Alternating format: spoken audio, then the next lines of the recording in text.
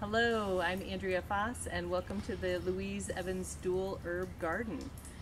This lovely herb garden it's the heat of the day right now, so it's a little toasty for it. But this is a wonderful garden dedicated to Louise Evans Dual, and she wrote a number of books about cooking and utilizing herbs.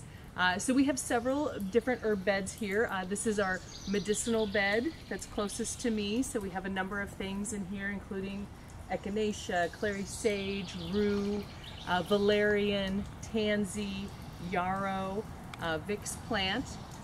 Over on this side of me, this is the bed of plants that we have that are used for dyes and other natural uses.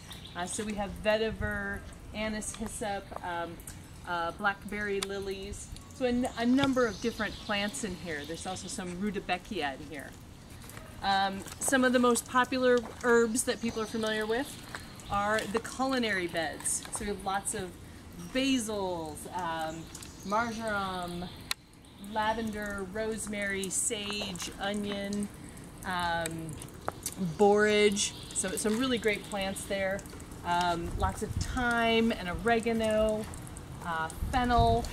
We certainly enjoy a lot of these plants. We've got the lemon verbena, just a very crisp lemony smell to it. I like to dry this one and mix it with the stevia and use these two in a dried satchel and then make an iced tea with that in the summer. It's very refreshing. Also kind of a culinary bed. This one's a little bit of a mixture. We've got lots of things we like to look at. We do have some of the scented geraniums. That's something that Louise Evans Dual really enjoyed writing about, were the use of scented geraniums. And so this year I decided that the tall plant that I wanted to kind of highlight is the Maple Gray, also a very tall lavendery, lemony scented geranium, and so the scent is in the leaves. But they also do get some very lovely little blooms. So unlike some of our other geraniums, this one's the radula, and that's a scented geranium as well. So we have quite a few of these interspersed. Down in here in these beds, I've got a lot of, oh my gosh, the coconut scented geranium has been going crazy here. Wonderfully fragrant geranium. The Village Hill scented geranium. Just really unique shapes and textures to their leaves. This is a nice garden. I love to come and tell people, come and touch and smell. You can smell your fingers after you rub them. There's lots of great scents in here. Tricolored sages, Burgarten sage. We like to incorporate a lot of different things in here. Thyme around our sundial. We have growing on our trellises hops that we started growing a few years ago, getting ready for the herb of the year, when hops was the herb of the year. Then some other salvias, though not truly an herb. They are fun to landscape with. So we've got the cherry salvia. There's a number of salvias in the back of this bed. Many varieties of scented geraniums in here.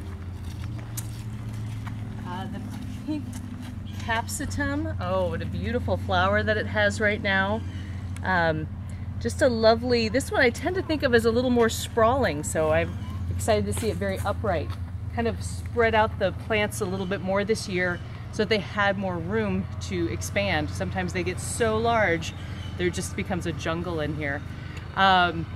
So very popular place for the butterflies, but we're getting these different salvias in the back. Mexican bush sage is going to start taking up this back area. These will grow to be another 4 or 5 feet tall. They get quite impressive. And one of our other herbs that we are highlighting this year is, of course, the herb of the year. And this year's International Herb of the Year is rubus. And so this is the raspberry. So we've got a number of raspberry canes. We've had them here for years. We're just keeping the whole area a little bit cut lower so we can really see and enjoy the raspberries this year. I hope that all of your gardens are growing well, and come visit us out here.